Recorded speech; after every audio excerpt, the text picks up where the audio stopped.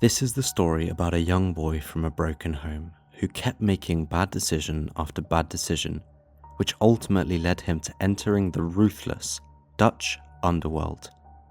He would go on to become the youngest person ever on the Dutch National Most Wanted list. It would not be right to have a Dutch crime channel and not dedicate a full video to him. So let's get into it. This is the story of Rida Bennajem, one of Amsterdam's most feared hitmen. Rida Bennajem was born on the 27th of March 1991 in Amsterdam from Moroccan parents. Rida grew up in Gulden Winckelplantsoen in West Amsterdam. Growing up in a tumultuous family, he had a hard time learning in school. Around 2006, he joined a group called the Gulden Winckelplantsoen group, a group of guys that were known to cause nuisance in the neighborhood. It was not too long before he started committing robberies and dabbled in some small-time drug dealing. A real soldier, he was called by his friends, not afraid of anybody, and down to do whatever was necessary to make some money. Soon enough, he found himself in trouble with the police for the first time. Being arrested would become a routine thing for Rida. Moroccan social workers that worked in the neighborhood and organized events to keep the youth on the right track saw Rida slipping away. Because he was a small guy with only 1.69 meters in height, he could not always win his fights with solely his fists. To solve this problem, Rida started carrying a knife on him at all times. People who knew him and lived in the same neighborhood said he was not afraid of stabbing someone and had done so already plenty of times. Not long after, Rida got his hands on his first weapon. In the night of the 7th of August 2010, 19-year-old Rida and a group of friends were in the city centre of Amsterdam. Dutch music artist Mr. Probz and a friend of his called Flex were there as well. Flex and a friend of Rida bumped into each other, which caused an argument. Flex immediately started fighting with the friend, to which Mr. Probz and the rest of the group started joining the scuffle. All of a sudden, a loud shot is heard. Flex fell to the ground. Then another shot rang, and Mr. Probz also fell to the ground. Rida had just shot someone for the first time. Both men survived, and Rida managed to flee. Nearly a year later, on the 6th of June 2011, he reached the national news, and it would not be the last time. Rida had gotten in a fight on the street. Absolutely furious, he ran towards home, grabbed his weapon, and immediately struck the victim in his leg, all while people were yelling at him not to do it. This all took place about 50 meters from his home, but Rida did not care. He managed to flee and the police were not able to arrest him. This incident marked an important point in his life. From here on, it would only get worse. Less than 6 months later, after the previous incident, Rida stood in front of the door of a jeweler called Has Gold in Leiden on January 11th, 2012. It would not be his first robbery, but this incident would show once again that Rida was becoming more and more reckless. Together with 2 other men, Rida entered the jeweler.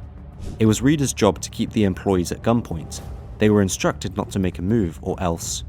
The other 2 accomplices filled the bags with jewelry and within a matter of minutes they left the jeweler. Unfortunately for them, the jeweler put up a fight as they tried to leave on their moped that was outside. As it could not get any worse, the moped failed to start. One of the 3 shot at the jeweler. At the exact same moment, police arrived too, which led to Rida trying to shoot them as well. No one was hit and the guys proceeded to flee by foot in separate directions. The robbery ended up as a total failure. His accomplices, Hassi Y and Issam E, were caught relatively quick and were sentenced to 12 and 8 years. The story told in the neighborhood was that Rida entered a McDonald's, ordered some food and stayed put there for a while. It was never confirmed though. If this is true, it would be a very interesting way to escape from the police. What do you think? Let me know in the comments. The majority of the loot was found on the same day. Upon further investigation, police tracked his cell phone data and it was confirmed that Rida was there. This led to him being a subject in the Dutch crime TV show Opsporing Verzocht. He was described as violent and highly unpredictable. After this violent robbery, he was put on the National Most Wanted list at just 21 years old. Whoever had the tip that leads to his arrest would be awarded 5,000 euros. As several months went by, Rida was still on the run and lived a life in the shadows.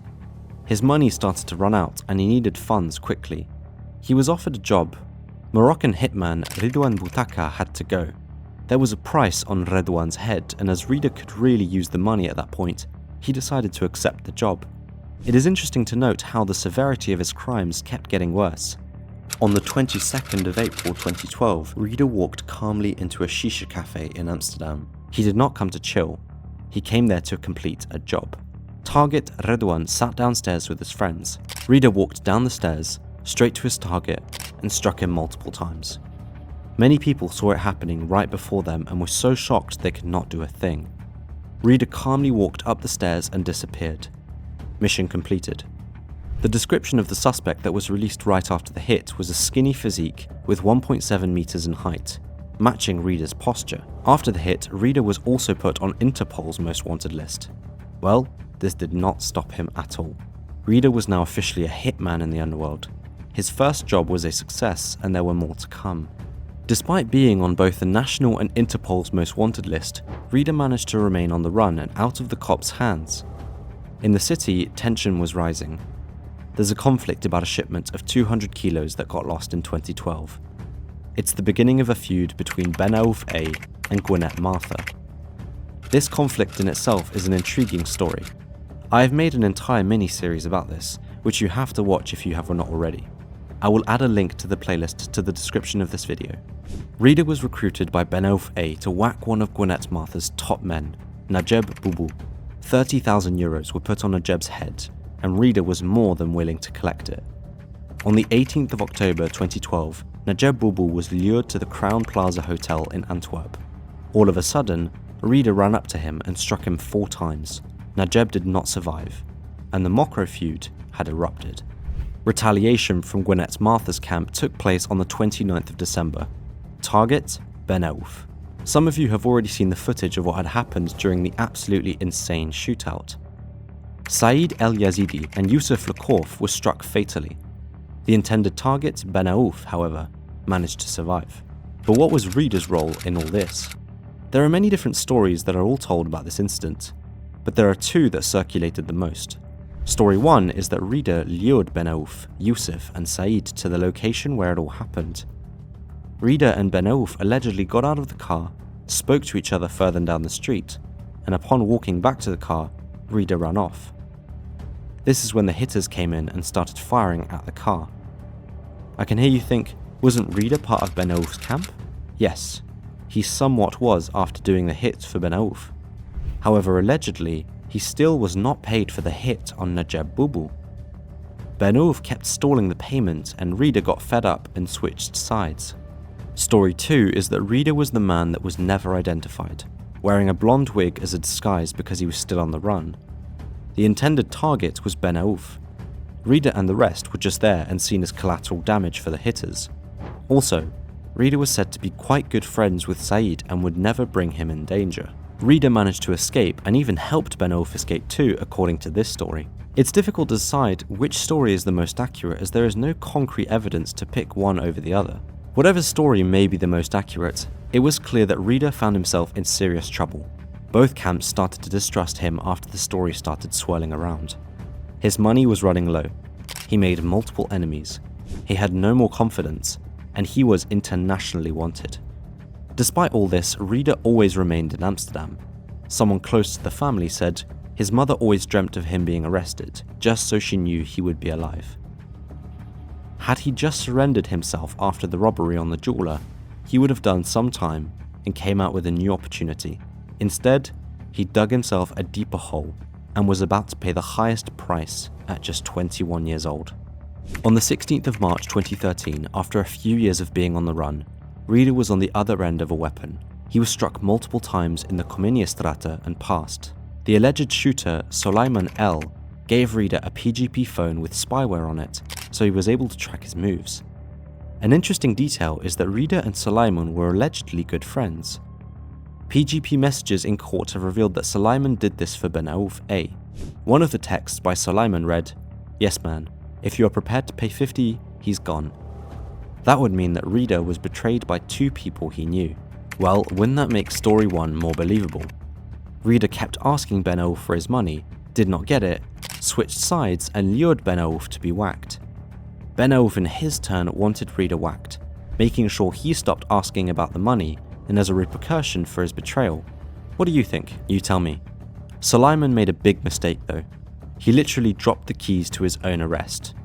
Upon investigation of the crime scene, police found a set of keys which belonged to Suleiman and had his DNA on it.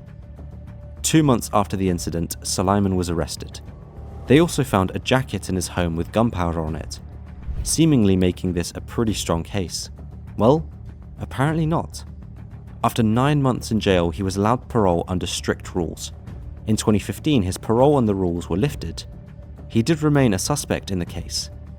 9 years later, after the incident in 2022, the case against Suleiman L got completely dismissed. A real disappointment for the family. This was the story of Rida Bennajem, one of the Mocro Mafia's most feared hitmen. He had a tumultuous life and only managed to make it to 21 years old. I really hope you enjoyed the video. Before we leave, I also want to give a very big shout out to Sean D. He recently bought me 5 coffees via the Buy Me a Coffee platform. I could not believe it. Many thanks to Sean, I really appreciate that. For those of you who are interested to do so, click the link in the description, and as always, please leave a like, a comment, and subscribe if you have not already. See you in the next one.